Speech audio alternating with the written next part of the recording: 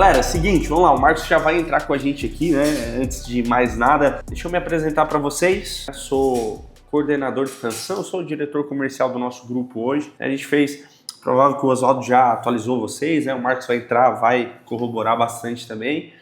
Vamos lá, tá? A nossa ideia, né, a gente tá fazendo um desafio público esse mês, e a gente não atualizou vocês, né? E o nosso objetivo, o que é, né, gente? É poder otimizar, né? A gente sabe que mesmo que o time que está ganhando se mexe, né? O time está ganhando para continuar ganhando, né? E a gente precisa sempre estar buscando otimização, buscando alguns pontos de evolução, né? E o nosso objetivo aqui com vocês é poder contribuir e somar, né? Então, assim, só para mim entender aqui, quem aqui é closer e quem aqui é SDR? Só para levantar a mão no vídeo, quem é closer? O Arthur, Vitor, Mariana e a Thalita. Beleza. Tá, perfeito. Vamos lá. Um ponto relevante, pessoal, é que é o seguinte, né? A gente viu as calls gravadas, correto? De vocês. E nós também vimos uma... Eu não vi, né? O Lucas que viu, né? A call ao vivo também ali. Então a gente pegou vários formatos, né? A gente sabe que cada um tem sua forma de conduzir a reunião, cada um tem sua forma de conduzir, de seguir, né? A venda não é algo engessado, não um script pronto, né? A gente precisa, de fato, colocar nossa essência durante a condução da venda. Entretanto, existem alguns pontos relevantes que um dos nossos maiores desafios nesse desafio que a gente tem que ajustar é o nosso ticket médio, buscar um ticket médio mais alto.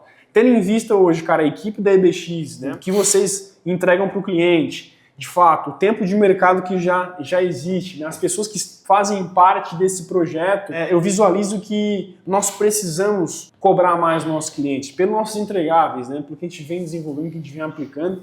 Então a gente precisa repassar esse peso, essa condução, né? Para o cliente entender e ele não pedir tanto desconto assim, né? Na final do jogo o cliente vai pedir desconto, né? O cliente que não pede um desconto, que não pede alguma coisa, que não tem uma objeção. Entretanto, existe uma forma a gente poder trabalhar isso. Então eu gostaria, Lucas, que tu trouxesse os primeiros pontos que tu avaliou, para a gente poder estar otimizando, ajustando e ao longo desse mês de buscar um ticket médio mais alto da história da EBX aí, perfeito? Esse é o nosso objetivo juntos. Então, poder iniciar para nós aí, Lucas, a gente vai trabalhando com você. Isso aqui não é uma palestra, tá? Isso aqui não é, um talk, cara, isso aqui é uma troca de ideia, uma conversa entre nós e vocês, pra gente trocar figurinha, pra gente ajustar. Eu tô me colocando aqui, de fato, cara, como um membro da equipe de vocês.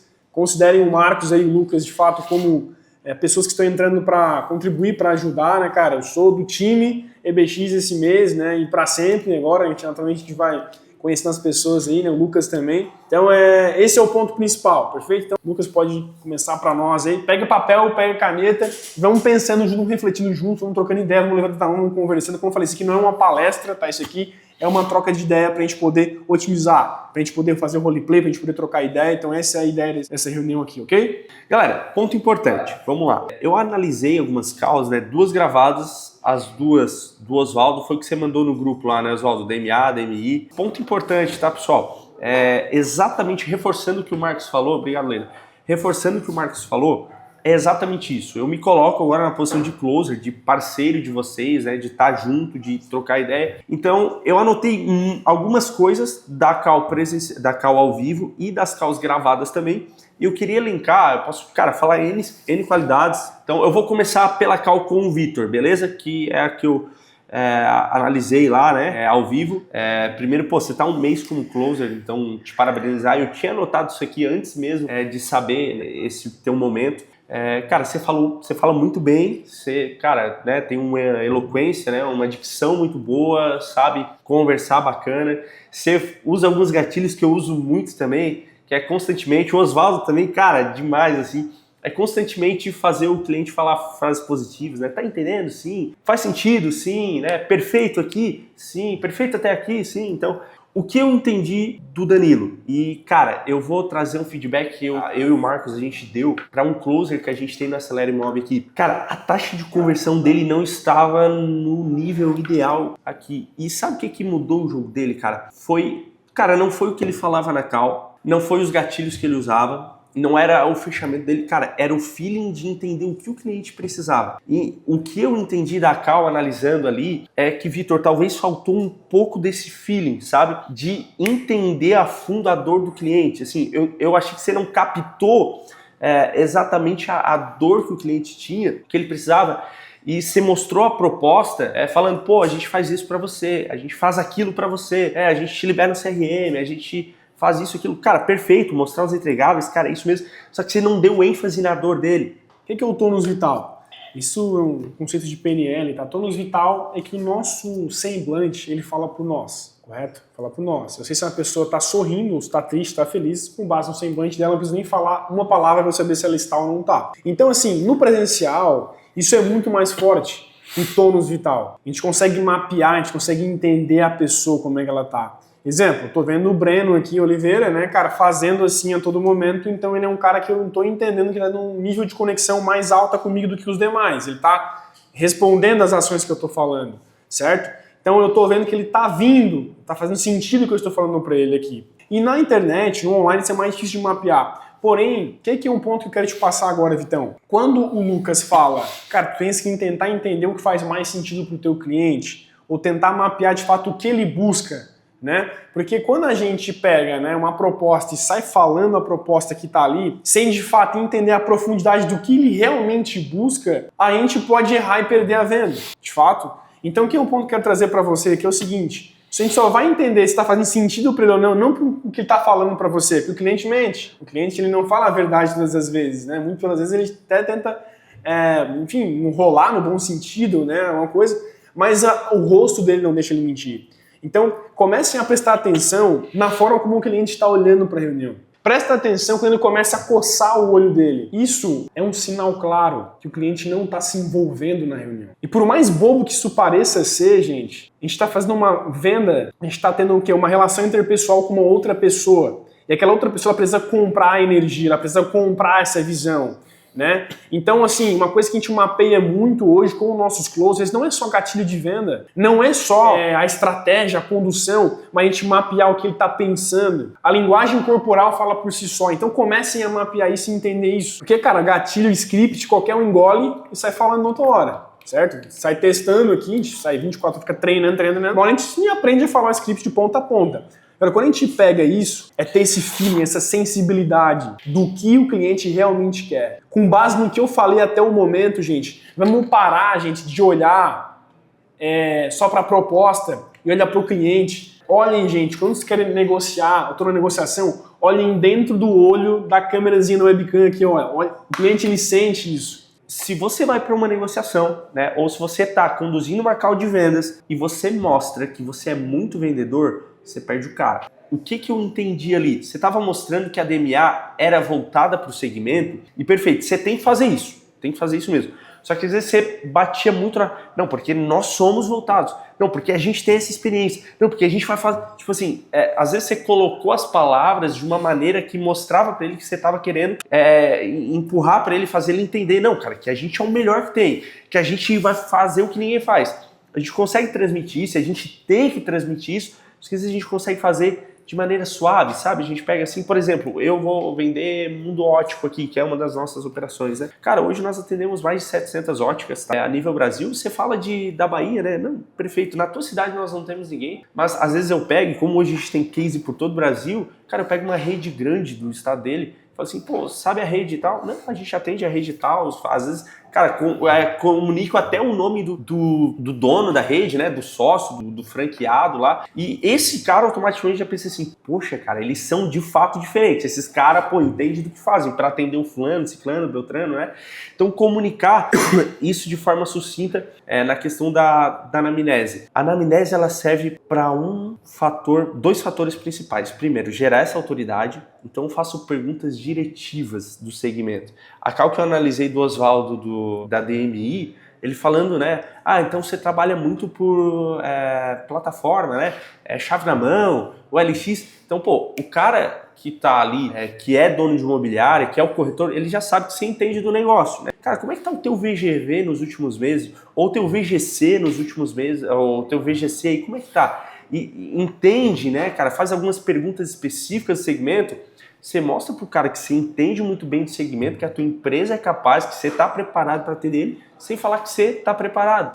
O que o Lucas falou, né, que eu gosto de chamar isso aqui da seguinte perspectiva. Eu jogo futebol e eu costumo dizer que eu consigo saber se o cara joga bem futebol, né, do jeito que ele amarra a chuteira, do jeito que ele corre na bola, do jeito que ele, quem sabe aqui, já fez algum esporte, tem alguma propriedade no esporte, sabe do jeito que o cara pega no negócio e sei se esse cara sabe ou não sabe. Então o cliente é a mesma coisa. Pelo nível técnico das perguntas que a gente faz para ele, ele reconhece se nós entendemos ou não com profundidade do modelo de negócio dele, certo? Então, de que forma que isso deve ser feito? Como o Lucas trouxe, né? Cara, faça perguntas que te eleva em relação ao cliente. Eu faço uma série de perguntas, eu gosto que o nosso time faça aqui, e sendo bem sincero, são perguntas que no processo de conversão e de venda não fazem nem tanto sentido perguntar. Entretanto, ele me coloca na prateleira de cima.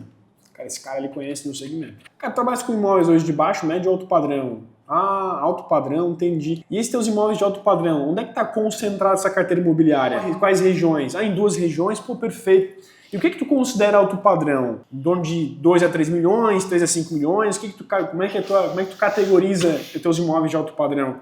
Então ele começa a entender que eu tenho profundidade, propriedade sobre o assunto para poder falar, e ele começa a entender, opa, cara, esses caras aqui são diferentes. Então assim como, né, fiz uma breve brincadeira com vocês aqui, do jeito que ele corre na bola, do jeito que ele calça a chuteira, eu sei se ele já joga ou não joga alguma coisa ou não. Aí o cliente ele consegue mapear muito rápido. Então, como a primeira impressão aqui fica, nós temos que ser altamente estratégicos nessas perguntas iniciais. Porque é o que vai fazer com que ele tenha vontade de ficar durante todo o processo da call com vocês. Pra eles dar um gostinho de, pô, esses caras aqui carregam alguma coisa que eu não sei. Ou eles fazem algo que eu não sei. Ou eles de fato conseguem me agregar da forma interessante. E como é que a gente consegue mapear a dor de forma real, genuína? Obviamente o cara só entrou em contato conosco porque ele quer faturar mais. Ponto. É isso que ele quer. Essa é a grande dor dele. Ele quer vender mais. Simples. Ok. Mas o quanto ele gostaria de vender mais? Essa é a pergunta que você tem que fazer. Que é o seguinte, você nunca pode ir para a proposta, pessoal, ou para o fechamento, se de fato o cliente tem algum tipo de dúvida ainda. Se você chegar, cara, na proposta,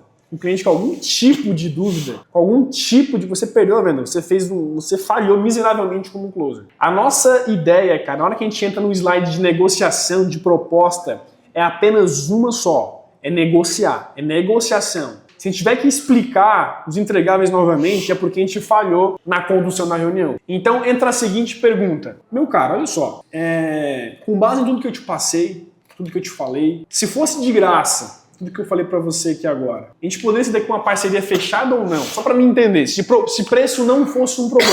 Aí é o momento que ele vai falar, cara, então, fiquei com dúvida disso aqui, ou então, aí você vai responder. Respondeu, você pergunta de novo, cara, se preço não fosse um problema e você viu, né, que de fato eu consigo gerar aquilo que você busca, a gente sabe que é uma parceria fechada ou não? Ele vai dizer, sim, Marcos, sairia. Agora você vai entrar na oferta e vai negociar com ele. Antes disso, amarra bem, alinha bem, ajusta bem para ir para a proposta. E assim, pessoal, é uma pergunta que ela é uma pergunta danada, né? Se fosse de graça, tudo que eu te falei até aqui, né? Se fosse R$1, né? Como você colocou, naturalmente muita gente vai dizer o sim, né? É difícil que a gente vai fazer a postura ali que falou, tá, não sei o que, todo mundo ri nessa hora assim, ó, se fosse, bem poderia ser. A galera, é uma pergunta que até tu dá uma respirada na reunião, sabe? Entretanto, sempre tentar mapear, né? Poxa, será que o que importa pra esse cara aí, velho? É só entregar? Como é que tá a esposa dele ou o esposo dela? Será que eles estão por dentro disso? Como é que eles definem as finanças dentro de casa? Tenta entender além do entregável, tenta mapear o que movimenta esse cara. Assim, durante aqui a call, gente, sempre que eu faço, cara, eu já fiz muito mais reuniões, né? Hoje a gente tem um time comercial aqui e tudo mais, eu amo fazer essa parada aqui. Eu vejo o nome da pessoa e eu tento sempre fazer, como não tinha tempo, né? Eu fazia durante a call, eu olhava o Instagram do cara de cabo a rabo, eu sabia o que ele gostava, o que ele entendia, o que ele queria, né? Então assim, as pessoas amam falar naquilo que elas fazem. Cara, então assim, tu joga também um pouco de conversa diferente. Quando tu olha o perfil do cara, olha o Instagram dele, isso é bom. O cara viajou pra não sei aonde, pra não sei... Enfim, né? Isso é muito bom, sabe?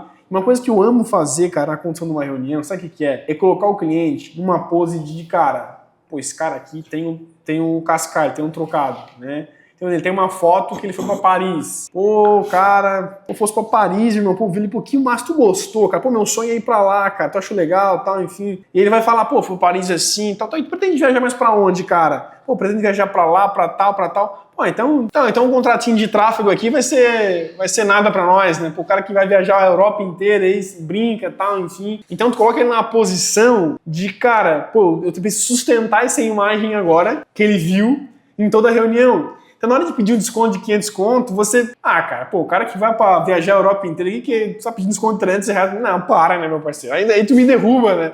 Brinca, tal, enfim. Então, tu consegue... Isso é muito bom. Eu gosto muito de fazer isso. Então, cara, mostrei o 3.500 pra ele. Ele falou, bah, Lucas, eu esperava sinceramente fechar em 2,5. Dá pra fazer 2,5? Cara, minha margem de negociação me permite chegar até 2,5 pra fechar o cara. Eu vou chegar e falar, pô, cara, maravilha, tamo junto. Então, cara, não posso fazer isso? Por quê? Porque ele vai sentir, cara, e ele vai saber que, tipo assim, pô, tô saindo lesado nisso aqui. Se eu pedir 500 reais, eles vão fazer, pela facilidade que ele aceitou 1.000, né? Então, o que eu faço assim, geralmente eu utilizo, né? E eu aprendi isso, cara, eu gosto de usar o seguinte conceito e pra mim funciona muito bem. Joguei a 3,5, ele chorou, Lucas, 2,5, cara, pra gente seguir, tu conseguiria chegar? Eu falo assim, cara, é o seguinte, eu tô na sala de reunião aqui, fazendo essa reunião contigo, bem importante, e como eu te falei, eu sou consultor aqui da empresa, a nossa diretoria tá reunida aqui na sala ao lado. Ponto importante, tá? Eu não posso fechar contigo. E nesse valor, cara, não tem como. Eu sei que eu posso, mas eu falo, não tem como. O que eu vou fazer? Eu vou botar no mudo aqui, eu vou ali nessa lado. Você me dá 2 minutos, agora é 5h27, 5h29 eu volto aqui, você me dá 2 minutos. Eu vou conversar com eles ali. Mas, Oswaldo, seguinte, eu não posso chegar lá em 2,5 e falar assim, pessoal, olha só, eu tô com um cliente ali, o Oswaldo, ele falou que 2,5 talvez precisa levar algo certo, porque é um valor que eu não consigo trabalhar. Então, se eu chegar lá e falar assim, pessoal, eu tenho um cliente que a 2,5 ele consegue chegar. Aí a chance deles aprovarem é um pouco melhor. Talvez eu brigando por ti ali, a gente consiga chegar nesse 2,5. Então, você me dá a tua palavra que se eu conseguir chegar em 2,5 a gente tá fechado? Não, cara, perfeito. 2,5 é o que eu quero. Se chegar em 2,5, tá grande. Porque eu falei, cara, que é quase impossível. Só que eu sei que eu posso. Então o que eu vou fazer? Vou mutar aqui. Um segundo só, Oswaldo, então. Muto, saio, né? Sai 2 minutinhos. Eu saio aqui no escritório. E aí, pessoal, mais uma 2,5. Tamo junto. Vou lá, boto no quadro e volto aqui. Cara, conversei com a diretoria ali e queria te falar, seja bem-vindo à nossa empresa. Os próximos passos serão assim, tal. Então eu gosto de usar isso, né? Tipo, eu não consigo, só que eu só consigo talvez essa aprovação se for algo certo. Você me dá a sua palavra que nessa condição a gente segue, aí eu amarro bem as coisas também. E aí já alinho os próximos passos. Cara, o contrato chega em tanto tempo, né? Se for cobrar o Pix, né?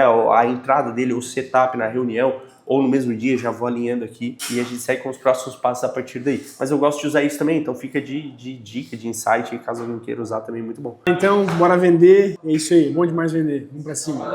Valeu, fica com Deus aí, pessoal. Até mais.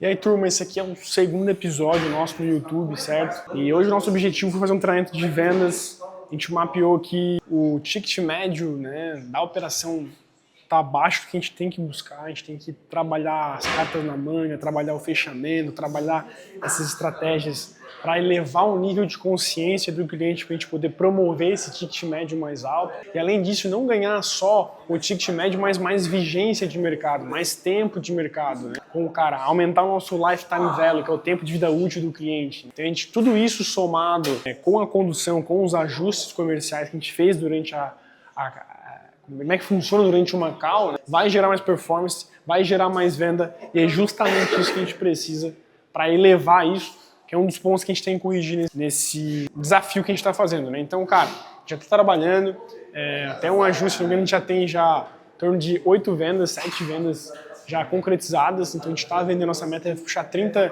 contratos com meta 1, 35 contratos com meta 2 e 40 contratos com meta 3 para a gente puxar 100k de receita em 30 dias de MRR, fechou? Então é isso aí, tamo junto e te vejo no próximo vídeo. Valeu!